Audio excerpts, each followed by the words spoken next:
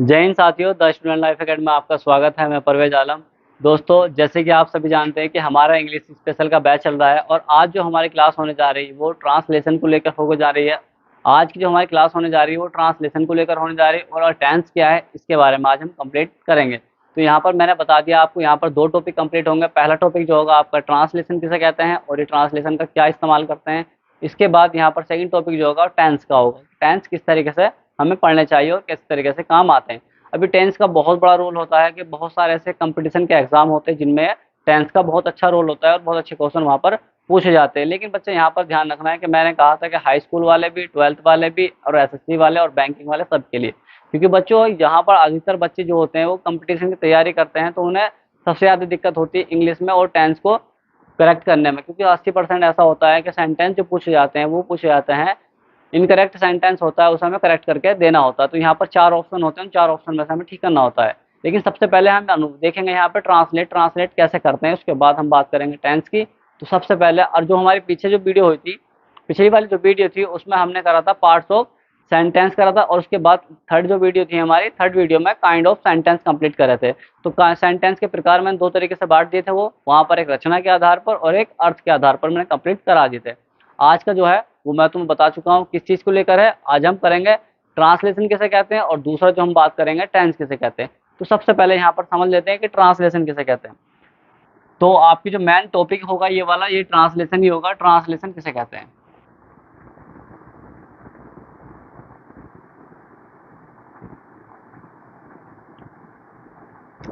Translation, translation की हिंदी आपको पता होनी चाहिए कि ट्रांसलेशन कहते कैसे हैं। सबसे पहले इसका एक मीनिंग, हिंदी मीनिंग होता है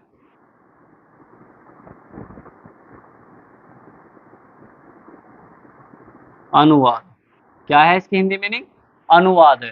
ये इसका ट्रांसलेशन का हिंदी मीनिंग क्या है? अनुवाद है। अब ट्रांसलेशन किसे कहते हैं, सबसे पहले आप हेडिंग डाल लीजिए नंबर 1 करके।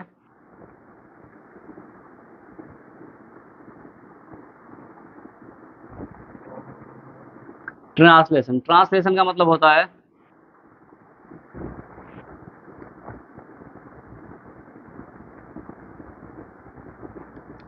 किसी भी भाषा को एक भाषा से दूसरी भाषा में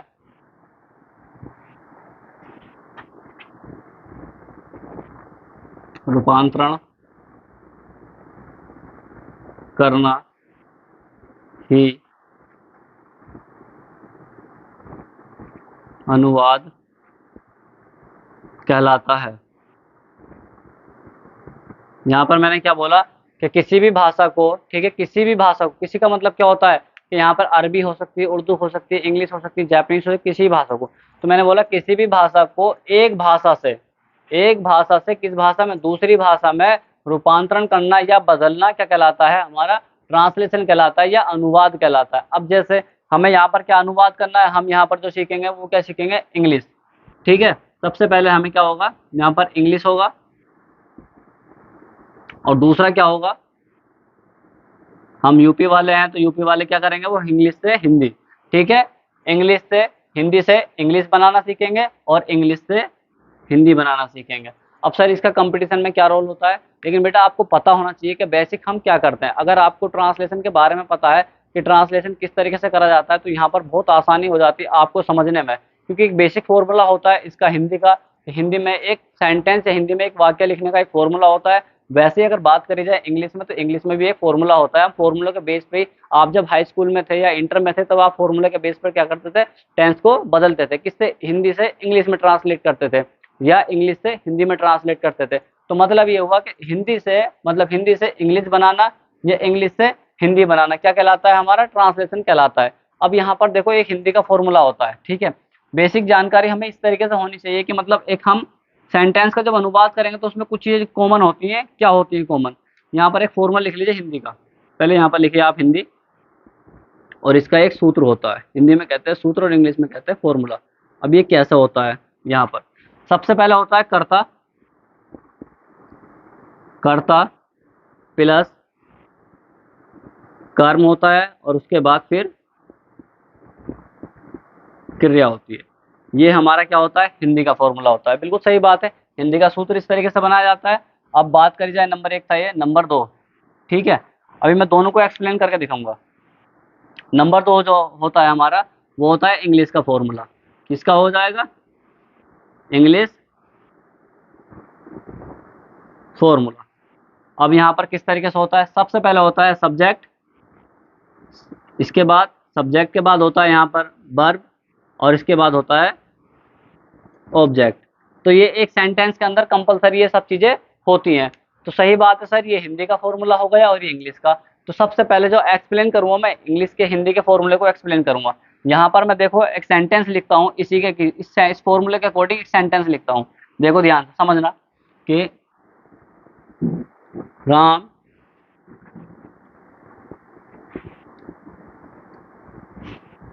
इस तरीके से लिख लीजिए यहाँ पर। तो इस सेंटेंस के आधार पर ये वाला जो फॉर्मूला है, इस फॉर्मूले के बिहाफ पर हम क्या करेंगे, यहाँ पर एक क्या लिखेंगे, एक सेंटेंस लिखेंगे या वाक्य लिखेंगे, और वाक्य को इसके आधार पर मैं आपको करके दिखाता हूँ। तो हम इस फॉर्मूले के अकॉर्डिंग, इस सूत्र के अकॉर्डिंग यहाँ पर एक हिंदी में वाक्य लिखेंगे और इंग्लिश में क्या कहते हैं, हम सेंटेंस लिखेंगे। तो यहाँ पर सबसे पहले आप ध्यान से समझिए कि क्या होता है, ठीक है। अशोक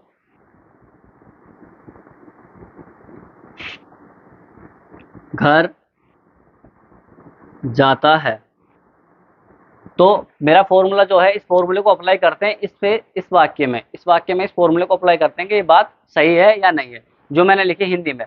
तो मैंने हिंदी में क्या कहा, सबसे पहले क्या होता है यहाँ पर कर्ता, कर्ता बोले तो सब्जेक्ट। तो बताओ इस सेंटेंस के अंदर सब्जेक्ट क्या है। सब्जेक्ट मैंने बताया था आपको कि पार्ट्स ऑफ सेंटेंस, मैंने सब्जेक्ट और प्रेडिकेट आपको क्लियर कर दिया था। तो पिछली वीडियो देख लेना अगर सब्जेक्ट आपका क्लियर ना हो तो यहाँ पर सबसे पहले बताइए सब्जेक्ट क्या हो गया हमारा, या कर्ता क्या हो गया, कर्ता हो गया हमारा अशोक। ये बात क्लियर हुआ आपके माइंड में। इसके बाद कर्म, कर्म का मतलब होता है जो हमारा ऑब्जेक्ट होता है। तो बताओ ऑब्जेक्ट क्या है इसका, ऑब्जेक्ट क्या है, ऑब्जेक्ट इसमें घर, घर मतलब ये कहाँ पर जा रहा है, इसके जाने का मकसद कहाँ पर है। तो ये क्या हो गया हमारा, कर्म हो गया। और इसके बाद अगर बात करी जाए क्रिया, फॉर्मूला कहता है क्रिया। तो क्रिया मतलब इसमें काम क्या हो रहा है, अशोक के द्वारा, अशोक के द्वारा काम जो हो रहा है वो हो रहा है जाने का, ठीक है, या जाता है। तो ये क्या हो गई हमारी, क्रिया हो गई। तो ये बताओ यहाँ पर किसी को डाउट है, तो ये हमारा फॉर्मूला बनकर तैयार हो चुका है। किस तरीके से, सबसे पहले फॉर्मूले में होता है कर्ता, कर्ता फॉर्मूला में क्लियर हो गया। इसके बाद फॉर्मूला कहता है कर्म, कर्म मतलब जो उसका ऑब्जेक्ट है, ठीक है, ये हो गया हिंदी में। और उसके बाद क्रिया, तो क्रिया ये हो गई। तो इस तरीके से आपकी समझ में आ गया होगा कि हिंदी का सूत्र किस तरीके से अप्लाई करते हैं हम ट्रांसलेशन के लिए। एक सेंटेंस के अंदर ये वाली 3 चीजें होनी कंपलसरी है, तभी वो सेंटेंस होता है, ठीक है ना। इसके बाद दूसरी बात ये, उसका एक मीनिंग भी निकल कर आना चाहिए, तभी वो सेंटेंस कहलाता है। क्योंकि मैं पहले डिफाइन कर चुका हूँ कि सेंटेंस का अगर क्रम बिगड़ जाता है तो सेंटेंस नहीं कहलाता है, ठीक है सर। अब ये वाले की बात करी जाए कि सर इंग्लिश में भी बना कर दिखाओ, तो इंग्लिश में भी हम बना के दिखाएंगे आपको कि यहाँ पर सबसे पहले सब्जेक्ट, उसके बाद वर्ब और उसके बाद ऑब्जेक्ट। तो इसी सेंटेंस को हम ट्रांसलेट करते हैं, इसी सेंटेंस को हम ट्रांसलेट करते हैं किस तरीके से। सबसे पहले फॉर्मूला कहता है इंग्लिश वाला सब्जेक्ट लेकर आओ। तो सब्जेक्ट क्या है इसमें बताओ, अशोक, अशोक हो गया। फॉर्मूला कहता है वर्ब लेकर आओ। अब वर्ब क्या कहती है, वर्ब बताओ उसमें काम क्या हो रहा है, वर्ब क्या है, जाना या जाता है। तो जाने की क्या होती है, गो होती है, और ईएस जुड़ जाएगा इसमें। वो सब छोड़ दो कैसे हो रहा है, ईएस क्यों जुड़ गया आगे बताऊंगा। लेकिन ये बताओ, गो मतलब होता है क्रिया मतलब जाना, और टू कहाँ पर जा रहा है, घर, घर मतलब होम, और इसके बाद फुल स्टॉप। तो ध्यान रखना है कि यहाँ पर मैंने क्या कहा, सबसे पहले सब्जेक्ट। तो बताओ ये अशोक क्या है, सब्जेक्ट है। इसके बाद फॉर्मूला कहता है वर्ब, वर्ब मतलब क्रिया, अशोक के द्वारा क्या काम हो रहा है, जाने का। तो जाने का क्या है, ये वाली हमारा फॉर्मूले में क्या हो गया, वर्ब हो गई। और इसके बाद क्या हो गया, ऑब्जेक्ट, ऑब्जेक्ट क्या हो गया, होम, क्या हो गया, ऑब्जेक्ट होम हो गया। तो ये बताइए अगर इसे हम फॉर्मूले को अप्लाई करते हैं इंग्लिश वाले को, तो समझ में आया होगा आपकी कि ये क्या हो गया, अशोक सब्जेक्ट, गो हमारा वर्ब हो गया, इसके बाद ऑब्जेक्ट। तो ये बताओ ये वाला जो हमारा इंग्लिश का फॉर्मूला है, ये इसमें इस सेंटेंस में अप्लाई होता है नहीं होता है, होता है नहीं। तो इसी तरीके से ये कहलाती है हमारी ट्रांसलेशन। तो ट्रांसलेशन के बेसिक रूल होते हैं 2। हिंदी के अगर फोर सूत्र की बात करी जाए तो सबसे पहले क्या होगा, कर्ता, जो मैं अभी आपको करके चुका हूँ, बता चुका हूँ यहाँ पर इस सेंटेंस में। इसके बाद इंग्लिश के फॉर्मूले की बात करी जाए तो इंग्लिश के फॉर्मूले में कंपलसरी ये चीजें चाहिए, तो ये चीजें मैं अप्लाई कर चुका हूँ। तो ये बताइए किसी को डाउट है यहाँ पर ट्रांसलेशन में कि अनुवाद किसे कहते हैं, समझ में आया। अब देखो यहाँ पर हमने बात करी हिंदी और इंग्लिश की। हो सकता है हम किसी और देश में रहते हो, तो मैं यहाँ से किसे ट्रांसलेट करूँगा, यहाँ जापान, अगर मैं जापान में रहता हूँ तो जैपनीज से इंग्लिश में बदलना, क्या होता है ये हमारा, ये भी अनुवाद कहलाता है या ट्रांसलेशन कहलाता है। अगर मान लो, अगर मान लिया जाए कि मैं किसी दूसरी कंट्री में रहता हूँ, जैसे कि मैं मान लो यहाँ पर अगर अमेरिका में रहता हूँ तो यहाँ इंग्लिश है, अगर मैं भारत में आता हूँ तो मैं क्या ट्रांसलेट करूंगा, मैं उसे हिंदी में ट्रांसलेट करूंगा, तो क्या होगा, इंग्लिश से हिंदी में बदलना क्या कहलाता है, हमारा अनुवाद कहलाता है, ठीक है ना। या किसी एक भाषा को दूसरी भाषा में बदलना क्या कहलाता है, हमारा ये ट्रांसलेशन कहलाता है। तो इस तरीके से ये वाला टॉपिक आपका कंप्लीट हो गया है। यहाँ पर अगर किसी को कोई भी डाउट हो तो मुझे एक बार बता सकते हैं कमेंट करके कि ट्रांसलेट में लेसन में सर हमें ये दिक्कत है, तो मुझे बता सकते हैं, मैं आपको क्लियर करूंगा। और बच्चों अगर किसी को कोई भी डाउट होता है तो डाउट ग्रुप हमारा भरा बना रखा है, जो टेलीग्राम है उसका जो लिंक है हमारा वीडियो डिस्क्रिप्शन में मिल जाएगा, वहां पर जाके टेलीग्राम चैनल जरूर ज्वाइन कर लेना। वहां पर आपके जो भी डाउट होते हैं वो हमें पोस्ट कर देना या हमें बता देना, हम उसका सॉल्यूशन करने का पूरी कोशिश करेंगे। तो ट्रांसलेट आपकी समझ में आ गया होगा। अब जो नेक्स्ट टॉपिक है हमारा, नेक्स्ट टॉपिक है टेंस। अब ये टेंस बहुत ज़्यादा मोस्ट है और ये बच्चों के लिए बहुत ज़्यादा आसान भी रहते हैं। और बच्चों टेंस पढ़ाने का मेरा मकसद ये है कि आपको एक इंग्लिश में बेसिक पकड़ हो जाए, क्या हो जाए, एक बेसिक पकड़ हो जाए, जिससे कि आपको आगे जाने में, आपको आगे समझने में बहुत ज़्यादा आसानी होती है। अब टेंस जो है, टेंस बेटा एक ऐसा टॉपिक है जिससे बहुत सारी चीज़ें जुड़ी हुई हैं, तो इन चीज़ों को हम एक एक करके एक्सप्लेन करते चलेंगे। लेकिन फिलहाल अभी जो पढ़ना है हमें, क्या पढ़ना है, वो टेंस पढ़ना है। तो टेंस सबसे पहले हेडिंग डाल लीजिए यहाँ पर, क्या,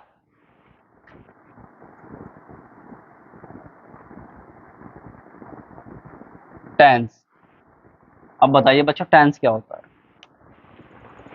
सर टेंस काल होता है और काल का मतलब समय होता है, यही कहोगे, चलो ठीक है, तुम्हारी इच्छा अनुसार मैंने ये बात कर लिया, एक्सेप्ट। क्या होता है, काल, हिंदी में कहते हैं टेंस का मतलब क्या होता है, काल। और काल को ही क्या कहते हैं हम, क्या कहते हैं बच्चों बताओ, समय कहते हैं। अब एक बात बताइए, क्या समय को बांटा जा सकता है, रियलिटी में बताइए कि समय को बांटा जा सकता है। जैसे कि मैं अभी आपको यहाँ पर खड़ा होकर पढ़ा रहा हूँ, क्या इसको बांट सकते हैं हम, नहीं बांट सकते, नहीं। तो देखो एक ध्यान से एक मेरी बात समझना कि टेंस को ट्रांस बनाया किस तरीके से गया होगा। सबसे पहले समझो, ये क्या है, टाइमलाइन, क्या है ये, टाइमलाइन। लेकिन बच्चों एक बात बताइए, देखो ध्यान से फिर मेरी बात को समझना कि यहाँ पर मैं तुम्हारे सामने क्या कर रहा हूँ, धीरे धीरे एक लाइन खींचता जा रहा हूँ। क्या करता जा रहा हूँ, तुम्हारे सामने मैं एक लाइन खींचता जा रहा हूँ। तो जब मैं तुम्हारे सामने ये लाइन खींच रहा था, जब भी तुम्हारे सामने कोई काम हो रहा था, ये काम क्या था, ये काम क्या था, ये काम था हमारा, क्या था बताओ, ये काम था हमारा, मतलब वर्तमान काल में हो रहा है या वर्तमान समय में हो रहा है। तो ये हमारा जो काम था, ये तुम्हारे सामने जो हो रहा है, क्या होता है, ये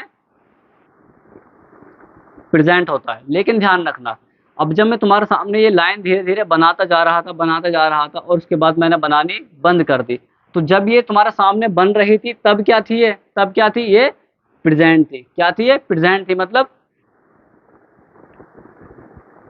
वर्तमान काल था ये, जब आपके सामने ये काम हो रहा था। देखो फिर दोबारा से रिपीट कर रहा हूँ, देखो ये तुम्हारे सामने मैं एक लाइन खींचता जा रहा हूँ, खींचता जा रहा हूँ, खींचता जा रहा हूँ, खींचता जा रहा हूँ, लेकिन यहाँ मैंने आकर बंद कर दी।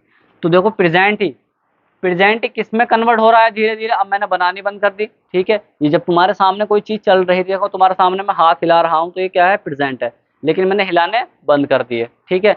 तो ये समय क्या हो गया, रुक गया, मतलब बीत गया। और जब बीत जाता है कोई चीज, प्रेजेंट की ही चीज क्या होती है, प्रेजेंट ही किस में बदलता है, बताओ, प्रेजेंट ही किस में बदलता है,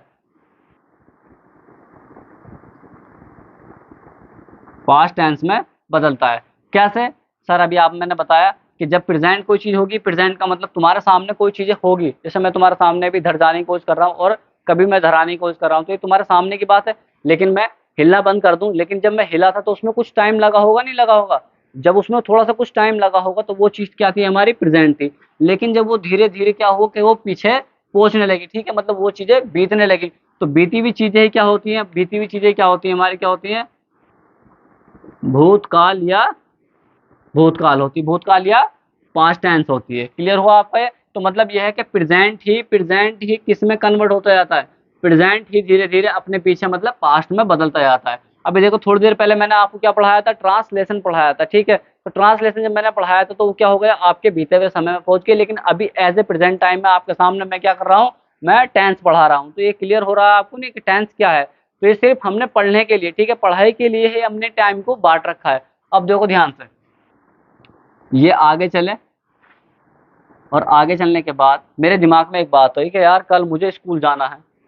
तो मैं क्या सोच रहा हूँ बेटे, कल की बात सोच रहा हूँ, मतलब आने वाले कल की, कि मैं कल खाना खाऊंगा। तो ठीक है, मतलब यहाँ पर प्रेजेंट में खड़ा होकर मैं किसके बारे में बात कर रहा हूँ, किसके बारे में सोच रहा हूँ, प्रेजेंट के, फ्यूचर के, मैं फ्यूचर के बारे में सोच रहा हूँ। तो ठीक है, यही टेंस क्या कहलाता है, यही टेंस क्या कहलाता है हमारा, ये फ्यूचर कहलाता है।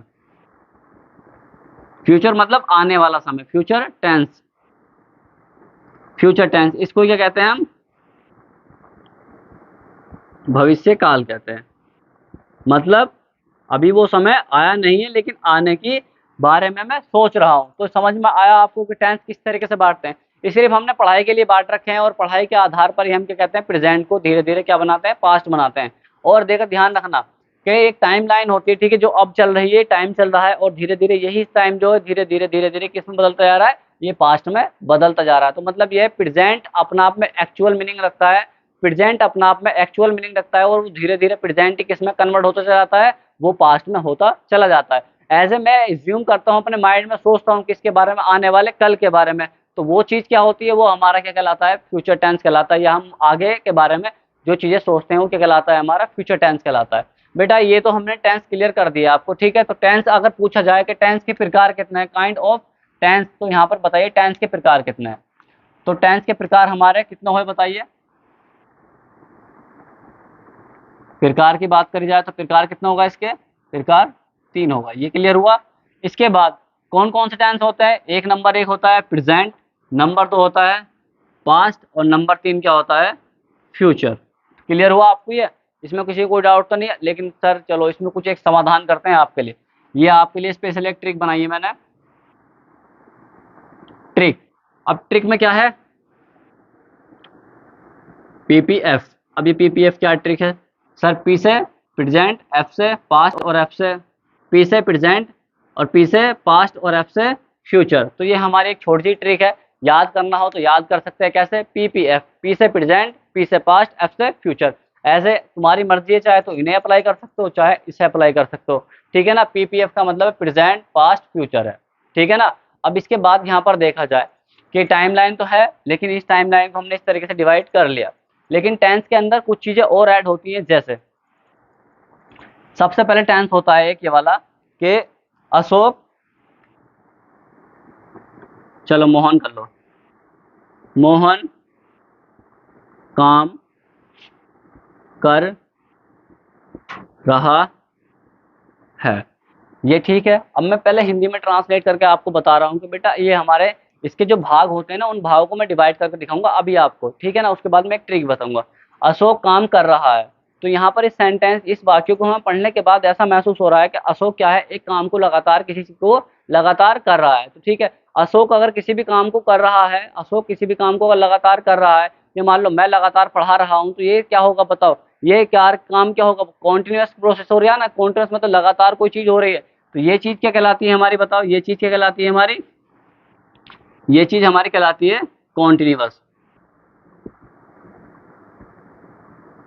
कॉन्टिन्यूअस टेंस कहलाती है। टेंस मतलब समय थोड़ा, ठीक है। इसके बाद अगर देखा जाए कि अशोक काम कर रहा है, जब अशोक काम कर रहा था, ठीक है, तो वो कभी ना कभी तो रुका होगा, वो कभी ना कभी तो रुका होगा। ये तो नहीं कि मैं जब अब पढ़ा रहा हूँ, मैं पढ़ा रहा हूँ, तो मैं कभी ना कभी तो जाके इस काम को पूरा करूंगा। और जब मैं किसी काम को पूरा कर लूंगा, जैसे यहाँ मैं एक हिंदी में एक सेंटेंस वाक्य लिखता हूँ, जैसे यहाँ पर मोहन काम कर चुका है। तो ध्यान रखना यहाँ पर कि मोहन काम कर रहा है, तो ये कॉन्टिन्यूस प्रोसेस को बताता है, ठीक है, लगातार एक काम को करना बताता है। इसके बाद अगर सेकंड बात करी जाए, तो सेकंड क्या होता है, मोहन काम कर चुका है। तो मोहन जो था वो किसी भी काम को कर रहा था, लेकिन धीरे धीरे क्या हुआ कि उस काम को उसने पूरा कर लिया। तो ये क्या हो गया कि किसी भी काम को क्या कर रहा दिखाता है, कंप्लीट प्रोसेसिंग दिखाता है, कि मतलब किसी भी काम को पूरा कर चुका है। तो जब ये किसी भी चीज को कंप्लीट कर चुका होता है, तो यही चीज क्या कहलाती है हमारी, ये परफेक्ट कहलाती है। क्या कहलाती है, ये परफेक्ट टेंस कहलाती है। क्लियर हुआ आपका ये, कि क्या हुआ कि अशोक किसी काम को लगातार कर रहा था, ठीक है, तो ये क्या हुआ, हमारे कॉन्टिन्यूअस प्रोसेस हुआ। और इसके बाद अगर ये मोहन अपना काम कर चुका है, तो ये क्या हुआ, हमारा परफेक्ट टेंस हुआ या परफेक्ट प्रोसेस हुआ, मतलब ये काम पूरा कर चुका है। अब ध्यान रखना, मोहन जब कोई काम कर रहा था, मोहन जब कोई काम कर रहा था, तो उसमें कुछ ना कुछ तो समय लगा होगा, चाहे वो 1 घंटे का समय लगा हो, चाहे वो 2 घंटे का समय लगा हो, चाहे वो पूरे दिन का समय लगा हो, चाहे वो 2 साल का समय लगा हो। तो जब अशोक या मोहन कोई भी काम कर रहा था तो उसमें समय लगता है। तो इस सेंटेंस को ध्यान रखना, इस सेंटेंस को हम क्या कहते हैं यहाँ पर हिंदी में ध्यान रखना कि मोहन 2 घंटे से काम कर रहा है। अब देखो ध्यान से, यहाँ मोहन 2 घंटे से काम कर रहा था, तो जब मतलब यह है 2 घंटे से काम कर रहा है, तो मेरा कहने का मतलब यह है कि जब यहाँ पर मोहन किसी काम को कर रहा था लगातार, तो वो कॉन्टिन्यूस प्रोसेस थी। और इसके बाद मोहन एक काम को पूरा कर चुका होगा, जितना भी उसे समय लगा होगा, ठीक है, वो क्या हो गया, हमारा परफेक्ट प्रोसेस हुआ। लेकिन जब कोई भी काम को मैं अगर कर रहा हूँ, तो अगर ये आप पढ़ रहे हो, तो आपको 1 घंटा 2 घंटे का समय लगेगा, नहीं लगेगा? जब किसी भी काम करने में समय लगता है, किसी भी काम को करने में जब समय लगता है, तो वो सेंटेंस हमारा कहाँ पहुंच जाता है, इसे मैं यहाँ पे शॉर्ट में लिख दूंगा, कहाँ पहुंच जाता है बताइए? परफेक्ट कॉन्टिन्यूअस कॉन्टिन्यूअस टेंस में पहुंच जाता है। कहाँ पहुंच जाता है? कॉन्टिन्यूअस टेंस में पहुंच जाता है। तो मेरे कहने का मतलब यह है कि जब हम किसी भी काम को करते हैं, ठीक है, वो पहला काम क्या होता है? कॉन्टिन्यूअस प्रोसेस होता है, लगातार किसी भी काम का होना पाना जाता है। इसके बाद यहाँ पर मोहन अपना काम कर चुका है, तो जब कोई काम मैं लगातार कर रहा हूँ, तो कभी ना कभी तो रुकूंगा नहीं, उसे पूरा करके दिखाऊंगा। तो ये पूरा करना ही क्या कहलाता है? हमारा परफेक्ट प्रोसेस कहलाता है या परफेक्ट टेंस कहलाता है। इसके बाद अगर जब मैं किसी भी काम को कर रहा था, तो उसमें मुझे 1 घंटा 10 मिनट 5 मिनट का समय लगेगा, नहीं लगेगा? तो जब इसमें किसी में समय लगता है, तो वो सेंटेंस क्या होता है? परफेक्ट कॉन्टिन्यूअस टेंस होता है। क्या होता है? परफेक्ट कॉन्टिन्यूअस टेंस होता है। ये तीनों टेंस आपको क्लियर हुए? ये तीनों टेंस आपको क्लियर हुए, नहीं हुए? इसके बाद आगे बात करते हैं, एक टेंस और रुक रहा है, एक टेंस और रुक रहा है। इसे देखा जाए तो यहाँ पर कि नंबर 4,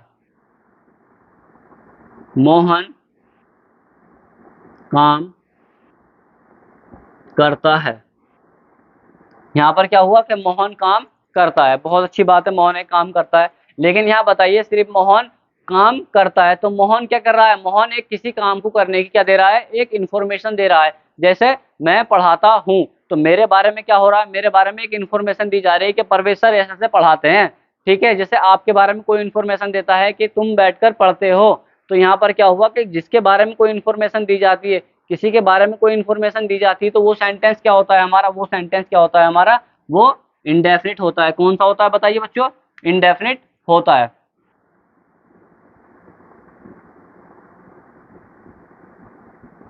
इंडेफिनिट टेंस होता है। तो ये बताइए, अगर किसी को कोई डाउट है तो यहाँ पर पूछ सकता है मुझसे कि इंडेफिनिट क्या होता है। इंडेफिनिट मतलब, मैं फिर दोबारा से एक्सप्लेन कर रहा हूँ, तुम पढ़ते हो, तो तुम्हारे बारे में क्या दी जा रही है? एक बेटा इन्फॉर्मेशन दी जा रही है। जब आपके बारे में कोई इन्फॉर्मेशन दी जाती है, तो वो क्या होता है हमारा? ये इंडेफिनिट प्रोसेस होता है। इसका मतलब क्या होता है? किसी के बारे में कोई इन्फॉर्मेशन दी जाती है। मार्कर से लिखता हूँ, तो मार्कर ही क्या दी जा रही है? एक इन्फॉर्मेशन दी जा रही है। क्या काम करता है? ये लिखने का काम करता है। तो इसी तरीके से हमारे टोटल अगर टेंस की बात करी जाए कि टेंस कितने हैं, तो टेंस हमारे 3 प्रकार के हैं। कौन कौन से? Present, past, future. मैंने बता दिया आपको। इसे याद करने का तरीका क्या था? पीपीएफ, पीपीएफ से प्रेजेंट, पास्ट, फ्यूचर, ये हमारे 3 भाग इसके हो गए। लेकिन अगर बात करी जाए, तो जो मैंने 4 भाग आपको बांट के दिखाए हैं, ये 4 भाग जो आपको मैंने बांट के दिखाए हैं, पहला होता है कॉन्टिन्यूअस, कोई काम को लगातार करता है। इसके बाद परफेक्ट, मतलब कोई काम को पूरा कर चुका है। और जब कोई काम को पूरा करते हैं या किसी भी काम को हम करते हैं, तो उसमें क्या लगता है हमें? थोड़ा बहुत समय लगता है। तो ये क्या होता है हमारा? परफेक्ट कॉन्टिन्यूअस टेंस होता है या प्रोसेस होता है। इसके बाद अगर हम किसी के बारे में इंफॉर्मेशन देते हैं, जैसे मैं कैमरे से वीडियो शूट करता हूं, तो कैमरे के बारे में क्या दी जा रही है? एक इन्फॉर्मेशन दी जा रही है, ठीक है। तो वही क्या कहलाता है? हमारा इंडेफिनिट टेंस कहलाता है। तो मैंने हिंदी में भी सेंटेंसों को सहारा लिया और यहाँ पर इंग्लिश में मैंने इनको एक्सप्लेन कर दिया। तो इन्हीं टेंस की बात करी जाए, इन्हीं टेंस की अगर बात करी जाए, तो ये हमारे टेंस कितने होते हैं? एक टेंस के मतलब पास्ट के बात करी जाए, तो पास्ट या फ्यूचर किसी की बात करी जाए, तो इसके कितने भाग होते हैं बताइए? इसको मैं रफ कर देता हूँ, ठीक है, इसको मैं रफ कर देता हूँ। तो टेंस के प्रकार कितने हुए? एक टेंस के प्रकार कितने होते हैं? 1 2 3 4। तो एक टेंस के प्रकार कितने होते हैं? 4। कौन कौन से? मैं यहाँ नंबर 1 करके लिख देता हूँ। Number 1, indefinite tense, number 1। Number 2, इस वाले मार्कर से लिख देता हूँ, ये थोड़ा सा दिखने में दिक्कत हो रही है, ठीक है ना।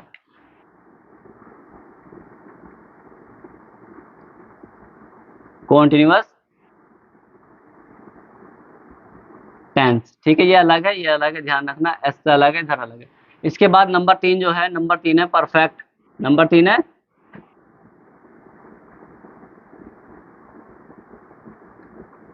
Perfect tense. इसके बाद नंबर 4 की बात करी जाए तो परफेक्ट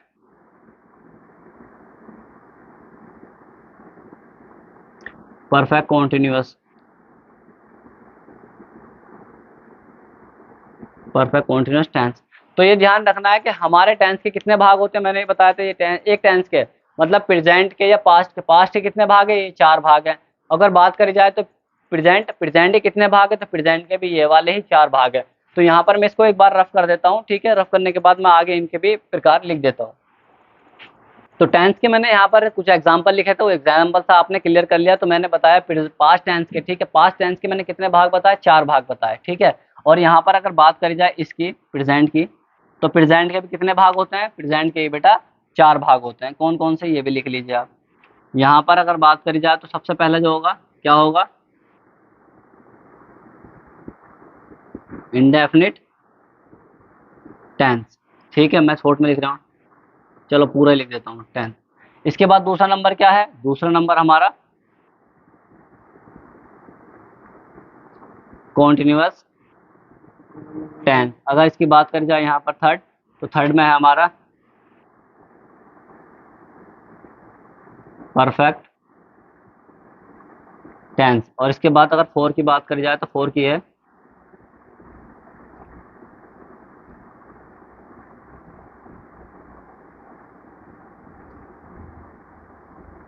परफेक्ट कॉन्टिन्यूअस टेंस। तो मेरे कहने का मतलब ये है कि यहाँ पर क्या हो गया कि टेंस के मैंने कितने भाग बताए थे, 4 भाग बताए थे। कौन कौन से, पास्ट टेंस के 4 भाग है, इंडेफिनिट तो इसका भी इंडेफिनिट होगा, इसका कॉन्टिन्यूअस तो इसका भी कॉन्टिन्यूअस होगा, इसका परफेक्ट तो इसका भी परफेक्ट होगा, तो इसका परफेक्ट कॉन्टिन्यूअस तो इसका भी परफेक्ट कॉन्टिन्यूअस होगा। तो मेरे कहने का मतलब यह है कि जो पास्ट के टेंस के 4 भाग होते हैं वही प्रेजेंट के भी होते हैं। अगर बात कर जाए फ्यूचर की, तो फ्यूचर में भी यही कंडीशन अप्लाई होती है, कौन सी, जो मैंने अभी आपको बताई। तो इसके अगर टेंस की पार्टनी की बात करी जाए तो यही वाले हम कौन से, ये वाले 4, यही वाले 4 हम यहाँ पर ऐड कर लेंगे। तो इसको यहाँ पर अगर देखा जाए तो शॉर्ट में लिख देता हूँ, इंडेफिनिट पहला हो गया। इसके बाद दूसरा कौन सा है बताओ, दूसरा कॉन्टिन्यूअस। और इसके बाद तीसरे की बात करी जाए, तीसरा क्या होगा, परफेक्ट। और इसके बाद आगे बात करी जाए तो कौन सा हो जाएगा, परफेक्ट कॉन्टिन्यूअस टेंस। तो क्लियर हुआ ये कि एक टेंस के कितने भाग होते हैं बेटा, 4 भाग होते हैं। कौन कौन सा, यहाँ पर indefinite, continuous, perfect, perfect continuous. तो ये मैंने बता चुका हूँ, आगे पीछे बता चुका हूँ कि इन चारों टेंस को मैं एक्सप्लेन कर चुका हूँ विद एक एग्जाम्पल के साथ। विद हिंदी वाला भी मैंने सेंटेंस साथ में लिया था, और यही कंडीशन हम यहाँ पर अप्लाई करेंगे और यही वाला टेंस यहाँ पर अप्लाई करेंगे।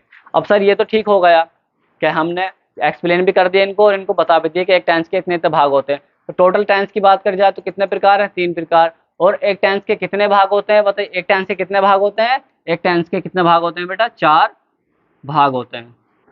कौन कौन से, ये वाले भाग होते हैं, ठीक है। अब इसकी भी ट्रिक है बेटा, इसकी भी याद करने की मैंने एक ट्रिक बना रखी है जो किताबों में नहीं मिलती है, वो मैंने खुद से बना रखी है। अगर आपको इसका सीक्वेंस नहीं पता है, कि सीक्वेंस नहीं पता है, तो हम कैसे याद करेंगे, इसे याद करने की यहाँ पर एक ऐड कर लीजिए ट्रिक, किस तरीके से अप्लाई करते हैं। ट्रिक है यहाँ पर,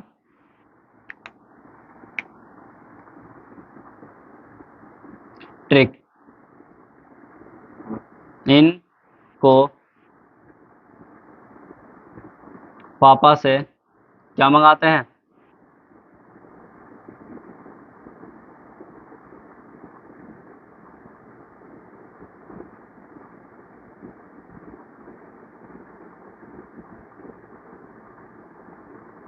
ये ट्रिक है बेटा। देखो क्या है ट्रिक,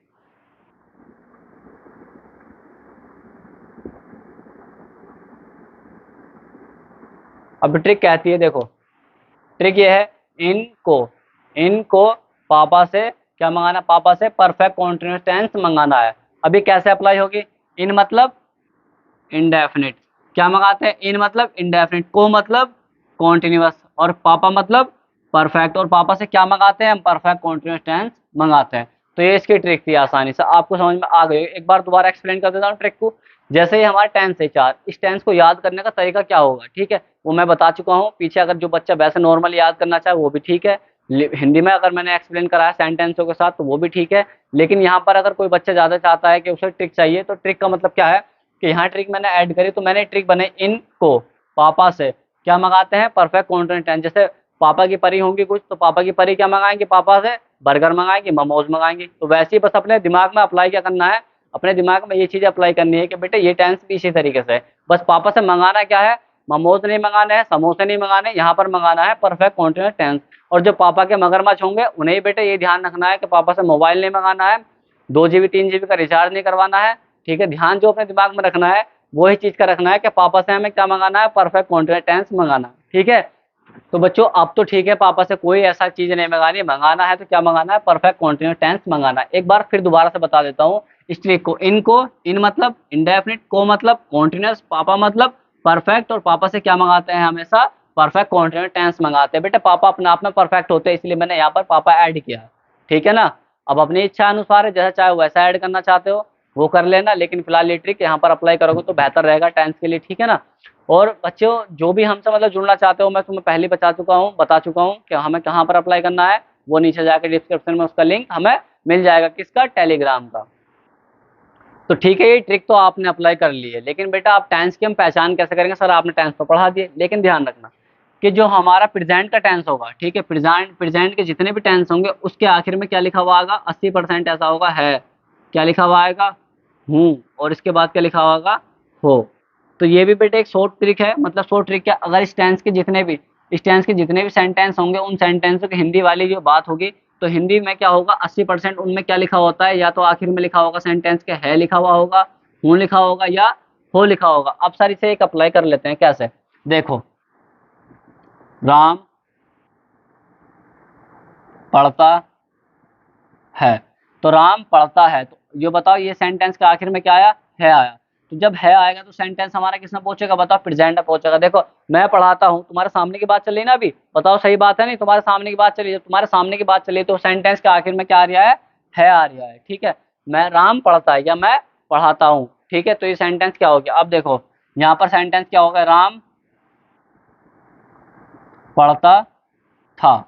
अब देखो ध्यान से कि जो सेंटेंस हमारा राम पढ़ता था, जिस सेंटेंस के आखिर में क्या आ जाएगा, था थी आ जाएगा, सेंटेंस के आखिर में क्या आ जाएगा, या तो आ जाएगा था, या आ जाएगा थी, या आ जाएगा थे। तो ये सेंटेंस में 80% अगर ये वाले शब्द आते हैं, किससे गए, ये सेंटेंस के आखिर में, या वाक्य के आखिर में था थी आते हैं, तो सेंटेंस कहाँ पहुंच गया हमारा, ये सेंटेंस पहुंच गया पास्ट में।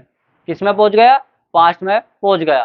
तो क्लियर हुआ आपके दिमाग में कि जो सेंटेंस हमारे कैसे होते हैं, जिन सेंटेंस के अंत में या लास्ट में क्या आता है, था लिखा हुआ आएगा, थी लिखा हुआ आएगा, या थे लिखे हुए आएंगे, तो सेंटेंस हमारा कहाँ पहुंचेगा, वो भूतकाल या पास्ट में पहुंच जाएगा। जैसे राम पढ़ता था, तो राम पहले कभी पढ़ता होगा, लेकिन क्या हो गया, वो बीते हुए समय में बात पहुंच गई, तो वो सेंटेंस कहाँ पहुंच गया हमारा, पास्ट में पहुंच गया।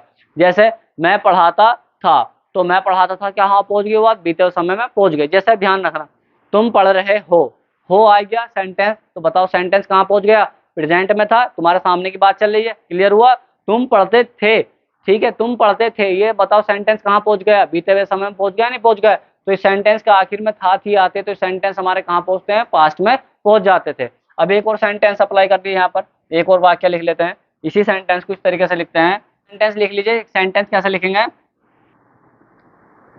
राम घर जाएगा, राम घर जाएगा, तो यहाँ पर क्या आ गया, गा गी आ गया। ठीक है, जिस सेंटेंस के आखिर में क्या लिखा हुआ आ जाएगा, या तो लिखा हुआ आएगा गा, या लिखा हुआ आएगा गी, या लिखा हुआ आएगा गे। तो ये सेंटेंस हमारे, जिन सेंटेंसों को आखिर में ये लिखा हुआ आएगा, वो सेंटेंस कहाँ पहुंच जाएंगे हमारे, वो फ्यूचर में पहुंच जाएंगे। वो कहाँ पहुंच जाएंगे, फ्यूचर में पहुंच जाएंगे। तो इस तरीके से क्लियर हुआ। अब अपने ऊपर एक चीज अप्लाई कर लेते हैं। ठीक है, मैं पढ़ाता हूँ, मैं पढ़ाता हूँ, ये सेंटेंस तुम्हारे सामने की बात है या बीते हुए समय की बात है, अभी मैं तुम्हारे सामने खड़ा होकर पढ़ा रहा हूँ, तो सेंटेंस कहाँ है बताओ, ये प्रेजेंट में है। मैं पढ़ाता था, मैं पढ़ाता था, तो ये सेंटेंस कहाँ पहुंच गया बेटा, भूतकाल में, क्योंकि इसके आखिर में आ गया था थी आ गया। ठीक है, इसके बाद अगर बात करी जाए कि मैं कल पढ़ाऊंगा, तो ये सेंटेंस कहाँ पहुंच गया बताओ, ये सेंटेंस हमारा फ्यूचर में पहुंच गया। तो बताओ किसी बच्चों को डाउट है तो मुझे एक बार बता सकते हैं, जहां बताना है वो बताने का तरीका मैंने आपको बता दिया है।